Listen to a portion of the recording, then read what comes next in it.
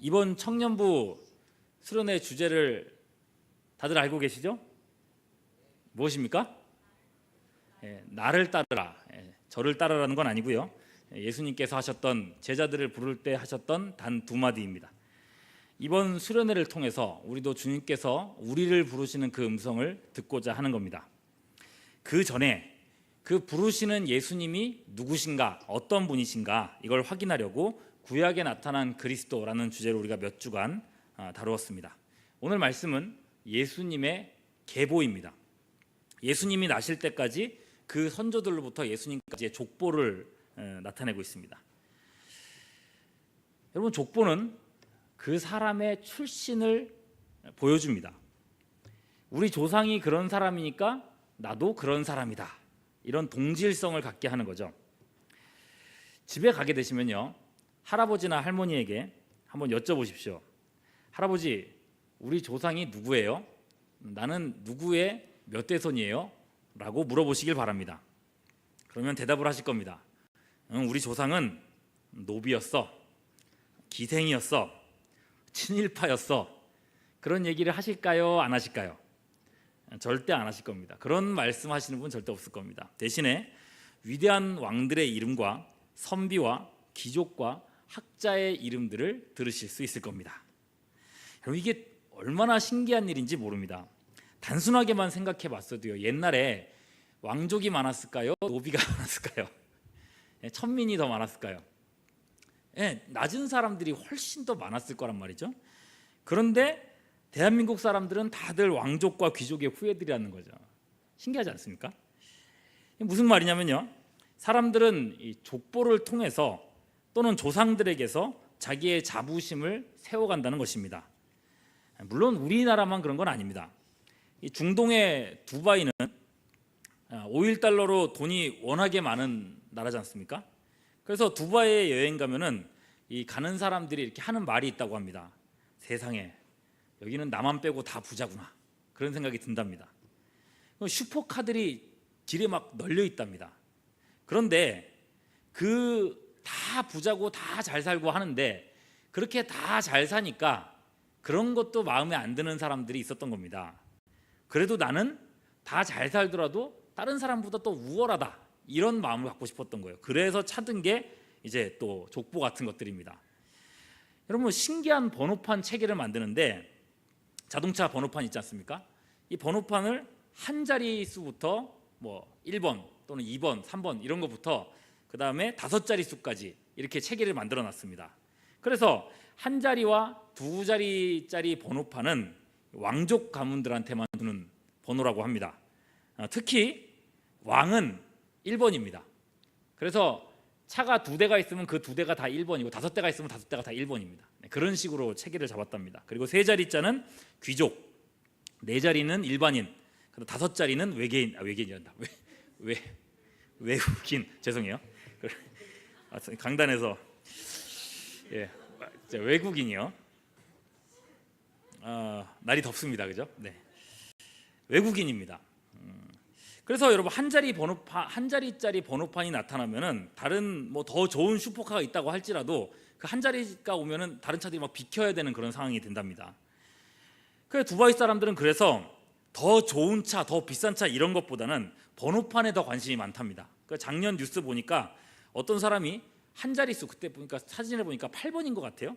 8번 번호판을 100억에 샀다는 뉴스가 나온 걸 봤습니다. 차 몇 대, 몇십 대, 하여튼 많이 살 수 있는 값을 번호판 이 판때기 하나를 사는데 썼다는 거죠. 어떤 영화에서는요, 매너가 사람을 만든다, 이런 말이 이제 유명했지만은 이런 곳에서는 족보가 사람을 만드는 겁니다. 그 문명이 발달한 오늘날에도 이 정도나 된다는 거예요. 여러분, 2000년 전을 생각해 보십시오. 유대인들, 이들이 족보에 대한 신뢰는 그야말로 절대적이었습니다. 그들의 뼛속 깊이 나는 아브라함의 자손이다 하는 이 선민 의식이 자리 잡고 있습니다. 그래서 우리는 택함 받았고 우리 민족은 전능하신 하나님의 백성들이다, 우리는 특별한 민족이다 하는 생각이 항상 있었습니다. 그럼 여러분 생각해 보십시오. 자기네들이 특별한 민족이면 그 외에 다른 민족들은 어떤 사람들이겠어요? 뭐겠어요? 그분들이 좋아하는 표현이 있습니다. 이방인을 하나님께서 만드신 이유는 지옥의 땔감으로 만드셨다, 이런 얘기들을 종종 합니다.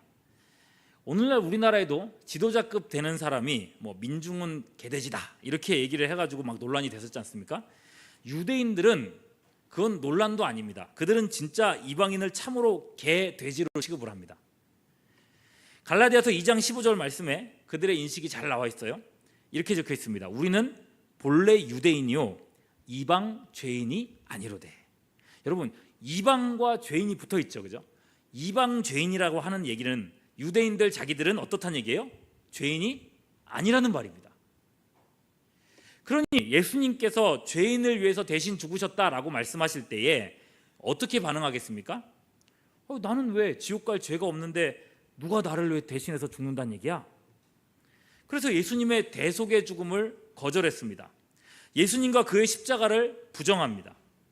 자기 인식이 심각하게 왜곡되어 있습니다. 그리고 이 잘못된 자부심이 깨져야만 그들의 귀에 복음이 들릴 수가 있던 겁니다. 그래서 여러분, 오늘의 저자 마태는 그들이 그토록 자랑스러워하는 족보를 이제 마태복음 1장 1절에서 딱 끄집어낸 겁니다. 이건 마태복음은 사실 그 1차 독자는 우리 유대인들이거든요. 이 족보로 유대인들의 민낯을 드러내려고 했던 겁니다. 아브라함의 자손이면 천국행 프리패스라도 탄 줄 아냐? 아니야. 우리 혈통도 죄악의 혈통일 뿐이야. 우리 조상들도 죄인에 불과했어. 그러니 너희들도 지금 잘났다고 하지 말고 회개해야 돼. 이걸 꼬집으려고 하는 겁니다. 여러분, 예수님을 제대로 믿을 수 있는 사람, 예수님을 참으로 제대로 아는 사람은 지식적으로 아는 사람이 아니라 내가 죄인이라는 사실을 아는 사람입니다. 나 죄 없는데? 난 나이스한 사람인데? 이런 마음으로 살아간다면 내 죄를 위해서 죽으신 예수님을 온전히 만날 수가 없습니다. 그렇게 유대인들에게 스스로를 비추기 위해서 마태가 선택한 전략이 이 족보라는 겁니다. 족보에 여성의 이름을 놓다는 겁니다. 여성 여러분, 기분 나빠하지 마시고 옛날 얘기니까요, 잘 들어주시면 감사하겠습니다. 여러분, 일반적으로 고대의 족보에는 여성의 이름이 웬만해선 들어가지 않습니다. 남자의 이름이 들어가고 누구의 아들, 누구의 아들, 누구의 아들, 이런 식으로 족보가 기록되어 있습니다. 그래, 혹시라도 놓는다고 하면 좀 자랑스러운 여성을 그 족보 안에다가 놓게 되겠죠, 그죠?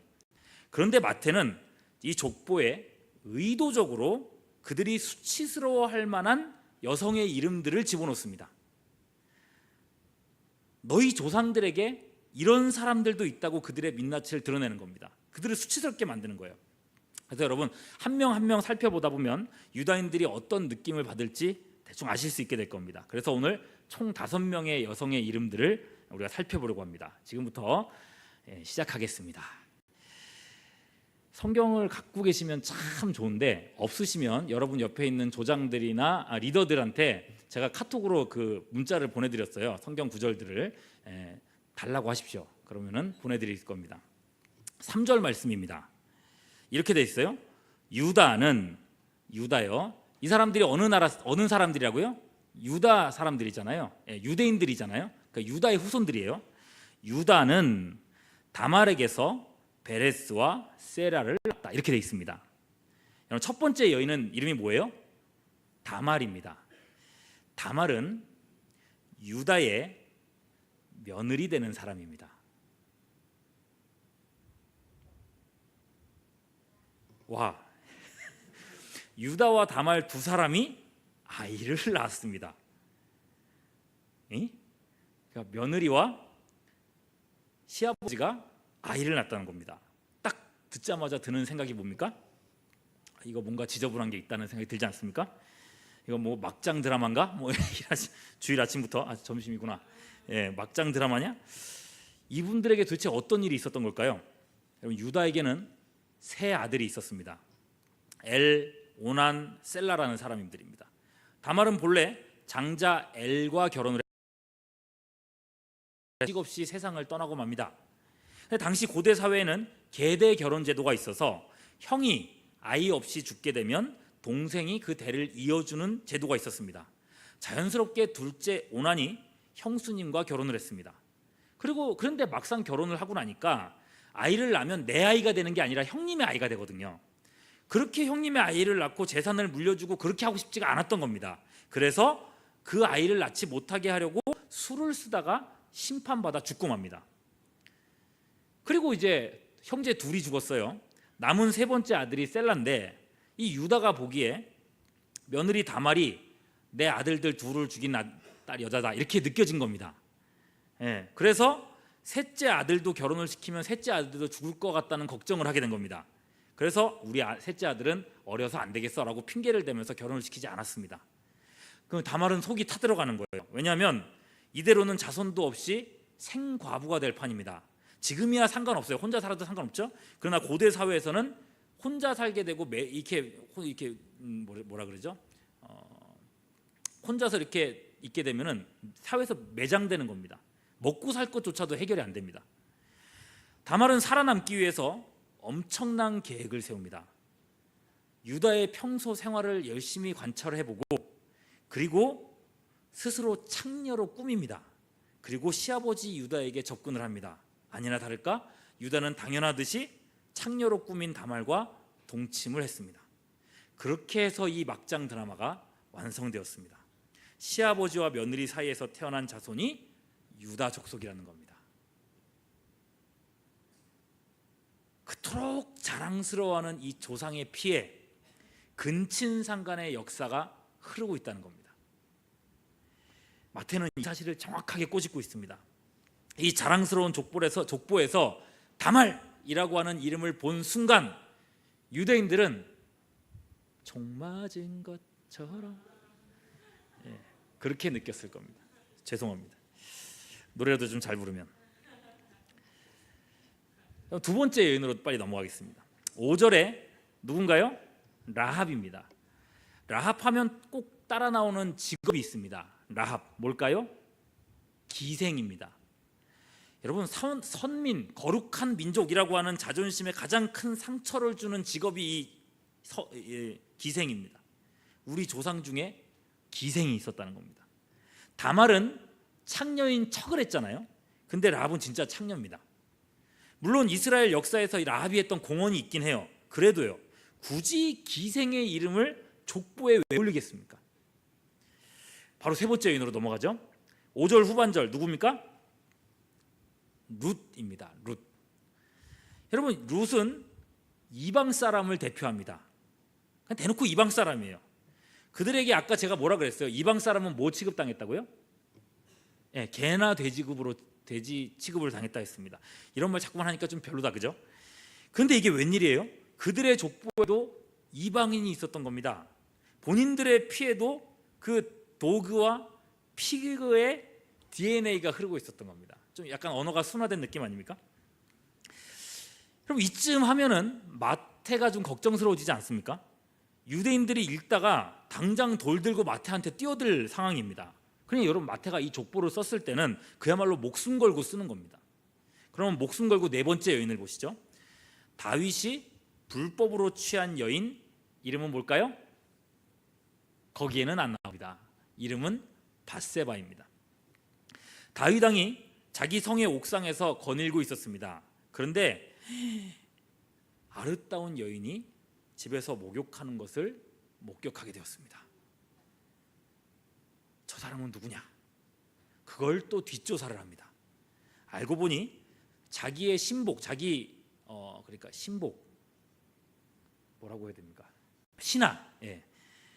신하인 우리아의 아내였습니다. 그랬으면 자기 신하의 아내잖아요. 그랬으면 그렇군 하고 끝냈으면 되잖아요. 그런데 다윗이 이 욕정을 못 이깁니다. 밧세바를 왕궁으로 불러들여서 동침을 합니다. 이때 밧세바가 동의를 했는지 아니면 위력에 의한 성착취였는지 저는 사실 그게 좀 궁금한데 성경에는 안 나오니까 확인할 길은 없습니다. 문제는 밧세바가 임신을 한 겁니다. 우리아가 전쟁터에 있다 보니까 그의 아이라고 속일 수도 없는 상황입니다. 결국 다윗은 자기의 권력을 이용해서 우리아를 죽게 만듭니다. 그리고 슬픔에 빠진 밧세바를 자기 아내로 들여옵니다. 둘 사이에서 나온 아들이 누굴까요? 솔로몬입니다. 여러분, 이게 다윗의 민낯입니다. 마태는 이 사실을 아주 힘써서 강조합니다. 여러분, 앞서 세 여인의 이름을 얘기할 때는 그대로 이름을 기록했죠. 다말, 라합, 룻이라고요. 근데 여러분 6절 보십시오. 밧세바라고 하는 그 여인의 이름이 있음에도 불구하고 그 이름을 쓰지 않고 뭐라고 써놨습니까? 잘 보세요. 뭐라고 써놨는지. 다윗은 누구에게서? 우리아라는 사람의 이름을 딱 써놓은 거예요. 예. 혹시 우리아 생각 못할까 봐. 다윗은 우리아를 죽였고요, 우리아의 아내를 빼앗았습니다. 이스라엘이 존경에 맞지 않는 다윗, 그의 치부를 여지없이 드러냈습니다. 왜 밧세바의 이름을 안 썼는지 아시겠죠? 그래, 너희 족보에 그 대단한 다윗이 있지, 이걸 지금 말하고 있는 겁니다. 족보를 보던 유대인들이 어떻게 반응할까요? 머리를 막 쥐어뜯으면서 그러지 않겠습니까? 그만 이제 더 듣고 싶지 않아, 말하지 마. 그러나 마태는 멈추지 않습니다. 아직 결정타가 하나 남아 있습니다. 이번에는 아예 그 여인의 이름을 언급도 안 합니다. 그러나 누구를 지목하는지 유대인들은 이 족보를 보면 대본에 알 수 있습니다. 6절부터 12절까지 이스라엘의 왕의 계보입니다. 17절 중반절 보시면요, 그 왕의 이제 막 이름들이 막 나오잖아요. 그 왕이 몇 명이었는가를 얘기할 때 17절 중반에 다윗부터 바벨론으로 사로잡혀 갈 때까지 몇 대? 잘 보세요. 몇 대라고요? 14대라 했습니다. 그러면 우리가 그냥 보면, 우리 같은 외국 사람들은 그 이 족보를 보면 14명이었구나 라고 하고 지나갈 수 있겠죠? 그런데 유대인들은 안 그렇습니다. 역대상 3장 10절부터 15절 보면 구약에 있는 다윗 왕조의 계보가 그대로 쭉 나옵니다. 근데 여기에서 보면은 14대가 아니고 17대로 나와 있습니다. 17명의 왕들이 있다는 거예요. 그러니까 의도적으로 3명을 빼놨습니다. 이 사람들이 누구냐면 아하시야, 요아스, 아마샤입니다. 그리고 이 세 사람을 딱 묶어놓으면 한 여인이 떠오릅니다. 북이스라엘 최악의 왕인 아합과 그 아내 이세벨 사이에서 태어난 아달랴라고 하는 여인입니다. 아달랴는 부모님과 똑같아서 아주 악한 여인이었습니다. 그런 사람이 남유다로 시집을 왔습니다. 아달랴는 그야말로 다윗의 집을 타락시키고 쑥대밭으로 만들었습니다. 그래서 그 아들 아하시야는 북이스라엘 악한 왕들과 화친하다가 거기에서 살해당하고 맙니다. 아달랴는 자기 아들이 죽은 걸 보고 다윗의 후손들을 그 자리에서 다 몰살시키고 자기가 스스로 여왕의 자리에 올라갑니다. 이때 다윗의 대가 완전히 끊어질 뻔했습니다. 예수님의 오실 통로가 끊어질 뻔한 거예요. 그럴 수 없지 않습니까? 가까스로 요아스가 살아남아서 아달랴를 몰아내고 왕위에 올라갔습니다. 그러나 요아스 역시도 아달랴의 길도 행하다가 객사당하고 맙니다. 또 그 아들 아마샤도 반역자들에게 살해당하죠. 그렇게 해서 여러분, 아달랴의 영향력 아래서 내리 3대가 유명을 달리했습니다. 마태는 이 3명의 이름을 족보에서 빼는 것으로 유대인들이 가장 기억하고 싶지 않은 그 이름을 떠오르게 했습니다. 천재 아닙니까? 그죠? 물 좀 마시겠습니다. 자, 이렇게 우리는 5명의 여인들을 살펴봤습니다. 유대인들이 그토록 경멸하는 이방인이고 부적절한 성관계를 맺은 사람이고 유대 율법으로는 돌로 쳐 죽여야 될 기생이고 그리고 유다왕 3대를 망하게 한 악녀입니다. 이 사람들이 그렇게 자랑스러워하는 유대인들의 족보에 들어가 있다는 겁니다. 마태가 강력하게 도전합니다. 정신 차리고 눈을 뜨고 봐라. 선민의식이라고? 너희가 어딜 봐서 거룩한 후손이냐?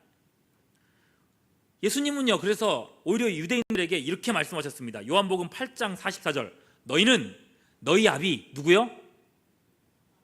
누구? 마귀에게서 났다 그랬어요. 너희 아비의 욕심대로 너희도 행하고자 하느니라. 너희 아비는 마귀다, 이렇게까지 말씀하셨습니다. 너희 아비가 마귀인데 자기들이 회개할 것 없는 선민이라고 어떻게 말할 수 있겠습니까? 이런 족보를 통해서 예수님이 오셨다는 것 자체가 기적이라는 거예요. 은혜라는 거예요. 자랑스러워할 거 없다는 겁니다. 여기에서 최종적으로 이제 마태는 쐐기를 박습니다. 17절, 그런즉 모든 대수가 아브라함부터 다윗까지 14대요 다윗부터 바벨론으로 사로잡혀 갈 때까지 14대요 바벨론으로부터 사로잡혀 간부터 그리스도까지 14대더라. 여러분, 여기서는 이제 세 번째 14대 주목을 하셔야 됩니다. 바벨론 포로기 때부터 그리스도까지 14대. 사실 생각해 보십시오. 포로로 잡혀갔었던 게 역사의 분기점이었다고 한다면 그 다음 분기점은 포로에서 사실 잡혀갔던 사람들은 70년 만에 돌아왔습니다. 바벨론이 생각보다 일찍 망했고 페르시아 왕 고레스 원년에 포로 회복이 이루어졌죠. 그래서 이스라엘 사람들은 자기가 자유인인 줄 압니다. 바벨론에 잡혀갔던 하나님의 심판이 끝났는 줄 알았습니다. 그래서 얼마나 당당한지 모릅니다. 그러니 여러분, 우리는 유대인이다, 우리는 이방 죄인과 같지 않다, 우리는 거룩하다, 이렇게 큰 소리를 칠 수 있었던 겁니다. 그러나 마태는 이 족보를 통해서 말하고 있습니다. 바벨론으로 잡혀간 후부터 그리스도까지 열렸다. 무슨 말이에요? 이 족보는 얘기하는 거예요. 너희는 아직도 포로라는 겁니다. 너희는 아직 돌아오지 못했다는 거예요. 너희는 지금도 남의 종이고 죄의 노예다, 이렇게 말씀하고 있는 겁니다. 아담과 하와를 기억해 보시죠. 죄 짓고 나서 무화과 나무 잎으로 자기의 치부를 가리려고 했습니다. 자기의 죄를 가리려고 했습니다. 가려졌나요? 안 가려졌습니다. 족보도, 선행도, 출신도, 종교도, 그 무엇도 자기 안에 있는 더러움들을 절단코 씻어낼 수 없다는 것이었습니다. 마태는 자기 민족이 이 벌거벗은 현실을 보기를 원했습니다. 그걸 인정해야 살 길이 열린다는 것입니다. 여러분, 이것은 이스라엘뿐만 아니라 모든 민족, 모든 사람들도 마찬가지입니다. 여러분, 그 살 길이 누굽니까? 세 번째 14대 끝에 오신 예수 그리스도입니다. 예수님이야말로 포로 생활을 끝내시는 분입니다. 아브라함 언약의 성취고 또한 다윗 언약의 성취이십니다. 1절 보시죠. 같이 읽습니다. 시작. 아브라함과 다윗의 자손 예수 그리스도의 계보라. 여러분, 예수님이 누구신가? 아브라함과 다윗의 자손이다. 먼저 예수님은 아브라함의 자손입니다. 창세기 22장 18절에서 하나님은 아브라함에게 언약을 주셨습니다. 뭐라고 하셨냐면 내 씨로 말미암아 천하 만민이 복을 받으리라. 아브라함의 그 자손 씨, 그 한 사람을 통해서 천하 만민이 복을 받는다는 겁니다. 그 성취가 예수님이라는 거죠. 예수님께서 십자가에서 구원을 완성하신 후에 천하 만민 누구라도 십자가의 예수 그리스도를 믿기만 하면 죄의 저주에서 노임받고 구원을 받습니다. 또 예수님은 다윗의 자손입니다. 사무엘하 7장 12절 13절은 다윗에게 주신 언약입니다. 같이 한번 읽어보겠습니다. 시작.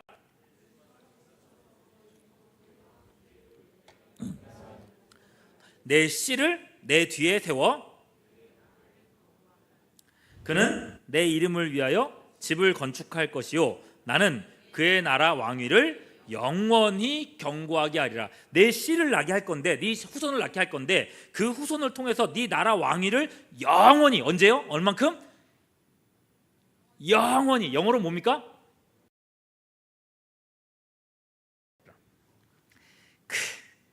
그의 나라가 영원히 보존할 거다. 이 말에 집중을 해야 됩니다. 영원한 나라와 영원한 왕권은 세상에 속한 정치와 권력으로 절대로 설 수가 없습니다. 오직 하나님의 아들이신 예수님만이 이 나라를 세우셨습니다. 여러분, 사도신경을 생각해 보십시오. 사도신경으로 신앙 고백할 때 하늘에 오르사 전능하신 하나님 우편에 어떻게 하고 계시다 그랬어요? 사도신경을 외우고 계시죠? 뭐라고 되어 있습니까? 앉아 계시다가. 죽으시고 부활하신 예수님은 승천하여 예수님 우편에 뭐 하고 계신다고요? 앉아 계십니다. 여기에 집중하십시오. 앉아 계십니다. 생각해 보십시오. 예수님이 하나님 우편에 앉아 계시든지 서 계시든지 누워 계시든지, 여러분, 이게 신앙 고백까지 할 정도로 그렇게 중요한 내용일까요? 왜 앉아 계신다는 얘기가 굳이 들어가 있어야 될까요? 게다가 이 고백이 사도시대 때부터 사도들의 고백이었다고 한다면 사도들의 시대 때부터 오늘날까지 예수님은 무려 2000년 넘게 줄곧 앉아만 계셨습니다. 예수님 어떻게 하면 좋습니까? 그러나 여러분, 예수님 걱정하지 마시고요. 여기에 앉아 계시다고 하는 이 말은 왕의 보좌에 앉으셨다는 의미입니다. 이것은 왕적 통치의 상징입니다. 예수님은 지금 세상을 통치하고 있다는 의미입니다. 그럼 어떻게 통치하느냐? 여기서 굉장한 사실을 발견할 수 있습니다. 예수님이 이 세상을 통치하는데, 예수님이 이 땅에서 참새 한 마리 떨어지지 않도록 지키시고 보호하시는데 어떻게 세상을 통치하는가? 에베소서 1장 22절 같이 한번 읽어봅니다. 시작. 또 그의 발 아래에 복종하게 하시고 그를 만물 위에 교회의 머리로 삼으셨느니라. 다시 한번 읽습니다. 시작. 또 만물을 그의 발 아래에 복종하게 하시고 그를 만물 위에 교회 머리로 삼으셨느니라. 여러분, 예수님은 교회의 머리라고 했습니다. 그런데 그 교회가 어디에 있다 그랬어요? 말씀을 잘 보세요. 그 교회가 어디에 있어요? 만물 어디? 위에 있다고 되어 있습니다. 그리고 그 교회 위에 예수님께서 계십니다. 무슨 말이에요? 예수님께서 교회를 통해 세상을 통치하신다는 겁니다.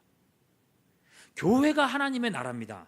교회가 세상의 중심입니다. 교회가 살면 세상이 살고 교회가 죽으면 세상이 죽게 되어 있다는 것입니다. 이게 영적인 원리입니다. 이게 영적인 통치 원리입니다. 근데 여러분, 누가 교회예요? 우리가 교회입니다. 여러분이 교회입니다. 그러니 여러분, 우리가 회복되어야 합니다. 그래서 우리가 수련회를 가자고 그렇게 얘기를 하는 겁니다. 거기서 말씀 듣고 기도하면서 반드시 우리가 예수님을 만나야 될 이유가 여기에 있습니다. 못 가는 분들은 어쩔 수 없지만 혹시 조금이라도 틈이 있다면 내 영혼이 살기 위해서라도 꼭 참석하실 수 있기를 바랍니다. 가고 싶다는 소원을 일단 품으시길 바랍니다. 그리고 하나님 앞에 하나님 가게 해주세요 라고 기도하시길 바랍니다. 하나님께서 반드시 여러분들이 참석할 수 있는 환경을 열어주실 줄 믿습니다. 왜요? 예수님은 어디에 계세요 지금? 하나님 보좌 우편에 앉아 계십니다. 세상을 통치하고 계십니다. 예수님께서 세상의 모든 것들을 움직이고 계십니다. 다스리고 계십니다. 예수님 뜻대로 됩니다. 이 예수님을 믿어보십시오. 이미 제 귀에 그런 체험을 한 사람들의 이야기가 벌써 몇 개나 들리고 있습니다. 수련회 가고 싶어서 하나님 가고 싶어요, 가게 해주세요 기도했는데 정말 못 갈 상황이었는데 상황이 막 열리는 얘기들을 듣게 됩니다. 자, 보십시오. 예수님은 아브라함과 다윗이 하나님과 맺은 언약을 성취하신 메시아입니다. 그분은 천하 만민에 미칠 유일한 복이 되시고 구원이 되시고 또한 하나님 보좌 우편에서 영원토록 통치하시는 왕이십니다. 인생의 가장 위대한 사건은요, 내가 얼마나 끔찍한 죄인인지를 발견하는 것입니다. 내 죄가 고통스러워서 나 자신에게 대해서도 몸서리치는 겁니다. 그래서 하나님 앞에 나가서 주님, 난 어쩔 수 없습니다, 나 좀 살려주십시오 라고 하는 사건이 일어나는 겁니다. 그럴 때에 자기 피로 죄를 씻어주시고 나를 따르라고 불러주시는 예수님을 만나게 되는 것입니다. 여러분들에게도 이 위대한 사건이 일어날 수 있기를 소망합니다. 우리 모두가 예수님을 만나고 자기 아집에서 벗어나서 구원 영생을 얻으며 변화되고 충만한 인생, 사명의 삶을 살아갈 수 있는 우리 모두가 될 수 있기를 주님의 이름으로 축원합니다. 기도하겠습니다. 하나님 아버지, 하나님의 백성들, 우리 젊은이들이 하나님 앞에 나왔습니다.